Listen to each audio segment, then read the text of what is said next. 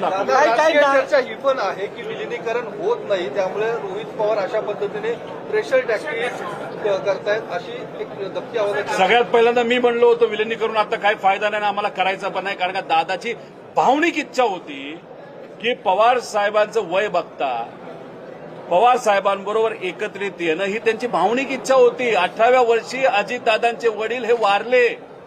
आनंद आजोबा हे वारल्यानंतर अजितदादांना कुणी मुलासारखं वागवलं असेल तर पवार साहेबांनी वागवलं आणि हे त्यांच्या मनात होतं. हे त्यांनी आम्हाला बोलून दाखवलं. जेव्हा रेवतीचं लग्न ठरलंय हे सांगण्यासाठी पवार साहेबांनी अजितदादांना फोन केला. मी तिथं होतो, पण पवार साहेबांना कफ असल्यामुळे पवार साहेबांना बोलता येत नव्हतं. पवार साहेब काय बोलतात हे दादांना कळत नव्हतं आणि ही ती परिस्थिती बघितल्यानंतर दादांच्या डोळ्यात पाणी मी बघितलेलं आहे. मग ही भावनिक भूमिका दादांची असताना याच्यामध्ये आम्ही राजकारण का करू? अरे नको आम्हाला हे विलिनीकरण, पण अजितदादा न्याय तर द्या, त्याच्यासाठी एफआयआर तर करा.